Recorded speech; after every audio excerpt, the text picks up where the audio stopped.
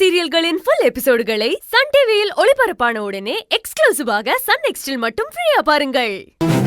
என்னாச்சுடா? தனியாவா? டேய், நம்ம அரவிந்த் டாக்டரை பார்க்க போயிருக்காடா. அவர்தான் ஆதிக்கிட்ட எல்லாம் பேசியிருக்காரு போல.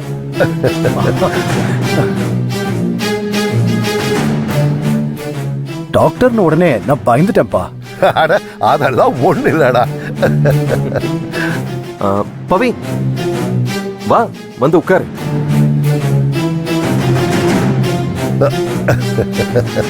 வா. இப்ப வரலனாலும் சங்கவி வந்த உடனே கூப்பிட்டு உட்கார வச்சுப்பா. கல்யாண விஷயத்துல பவிதான் முன்னாடி இருக்கணும் அப்படின்னு என்கிட்ட சொல்லியிருக்கா. நமக்குள்ள பேசிக்குவோமே ஆதி. இல்ல அங்கிள், நானும் சங்கவியும் கல்யாணம் முடிக்கணும்னு சொல்லி இப்ப மட்டும் இல்ல, ரொம்ப வருஷமா முத ஆசைப்பட்டதே பவிதான். இல்ல பவி, வந்து உட்காரு. வாமா.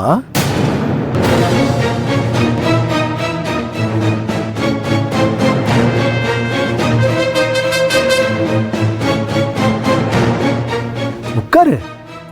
இருக்கட்டும் மாமா. பரவாயில்ல, உட்காரு.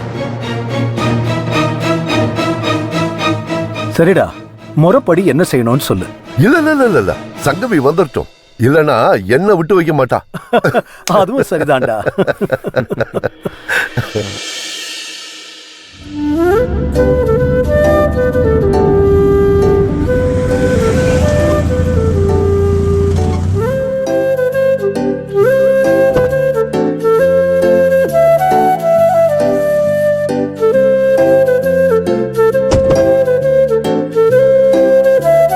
வாங்க அரவிந்த். வாங்க.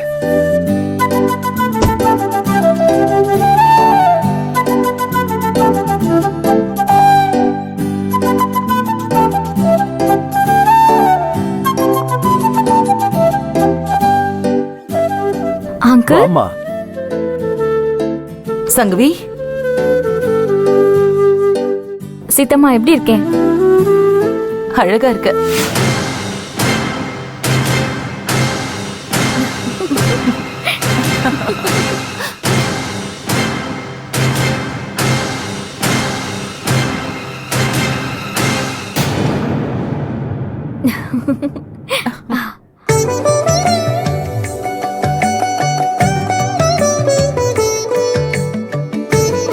இந்த புடவை உன்னோட நிறத்துக்கு அவ்வளவு பொருத்தமா இருக்கு.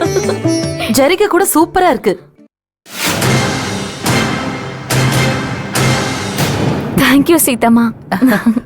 அங்கிள், அப்பா எல்லாம் சொன்னாரா? உங்களுக்கு சந்தோஷம் தான்? என்னம்மா இப்படி கேட்டுட்ட? எல்லாத்தையும் விட என் ஃப்ரெண்டை என்னோட சேர்த்து வச்சுட்டேன். அதுதான் எனக்கு ரொம்ப மிகப்பெரிய சந்தோஷம். பாத்தீங்களா அரவிந்த், நான் என்ன கேக்குறேன், அங்கிள் என்ன சொல்றாருன்னு பாருங்க. உங்க ஃப்ரெண்டு உங்களுக்கு முக்கியம்னு நீங்க நினைக்கிறீங்கல்ல, அதே மாதிரி தானே அவரும் நினைப்பாரு. அதெல்லாம் ஒண்ணும் தப்பு இல்லையே.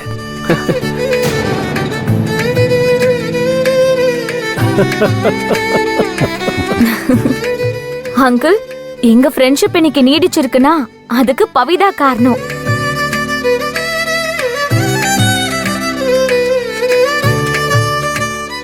சங்கவி, இந்த கல்யாணத்துல பவிதான் முக்கியமான ஆளு, எல்லா விஷயத்திலயும் அவதான் முக்கியம்னு நீ சொன்னல்ல. எல்லாத்தையும் கேட்டுட்டு வந்துட்டு அவளை ஓரமா உட்கார வச்சிருக்க. ஏய், இல்ல இவ்வளவு நேரம் நின்னுகிட்டு தான் இருந்தா, நான் தான் கூப்பிட்டு உட்கார வச்சிருக்கேன். அது இன்னும் டிவோர்ஸ் ஆகலல்ல, அதுக்குள்ள இது எப்படின்னு ஃபீல் பண்றான்னு நினைக்கிறேன். இல்லையா பவி? அப்படிதானே?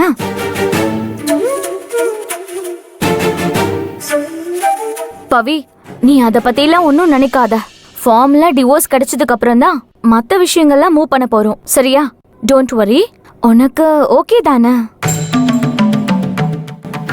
உங்ககிட்ட தான் கேக்குறாங்க பவித்ரா, சொல்லுங்க.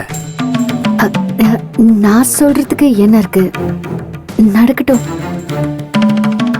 பவி, அப்படியெல்லாம் சொல்லிட்டு ஒதுங்கிடலான்னு பாக்காத. என்னோட கல்யாணம் ஓ முன்னாடி தான் நடக்கணும். அவங்க சொன்னாங்க, இவங்க சொன்னாங்க, யாராவது ஏதாவது நினைப்பாங்கன்னு ஒதுங்கிலாம் போயிடக்கூடாது, சரியா?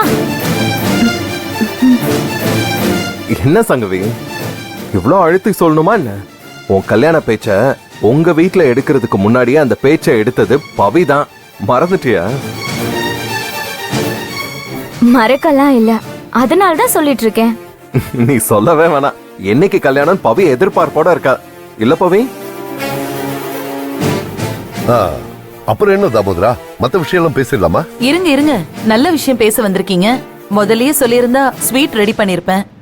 அதுக்கு என்ன சீதாமா, கல்யாண வேலை எல்லாம் ஆரம்பிக்க போறோம்ல, இனிமே டெய்லி ஸ்வீட் செஞ்சு சாப்பிட வேண்டியதுதான்.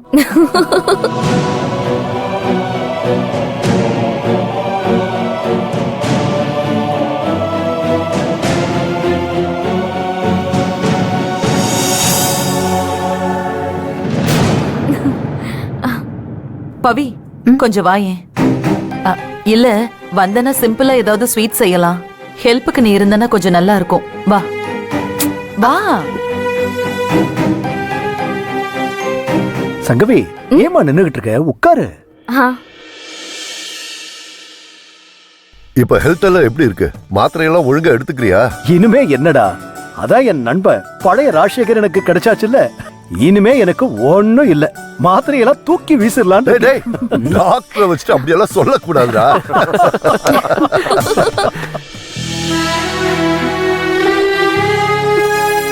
என்ன நடக்குது இந்த வீட்டுல மரகதம்? எனக்கு பயமா இருக்கு. ஜானு பிறந்தப்புறம் எல்லாம் சரியாயிடும்னு பார்த்தா, ஆனா என்னங்க இது? சின்ன குழந்தை மாதிரி அழுதுகிட்டு கண்ணு தொடங்க.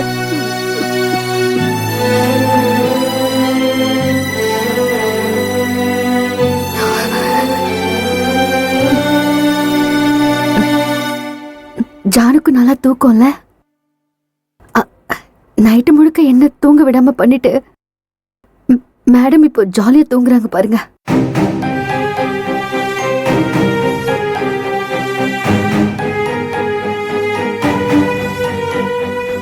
என்னாச்சு பாட்டி? என்ன ஆச்சா? ஏன் எதுவும் ஆகாத மாதிரி தான் இருக்கா? என்னம்மா அது? ஆதி இப்படி ஒரே நாள்ல மாறிட்டானே. ஒரே நாள்ல எதுவுமே மாறலையே. டிவோர்ஸ் அப்ளை பண்ணிருக்கோம். டிவோர்ஸ் கிடைச்சிரும்.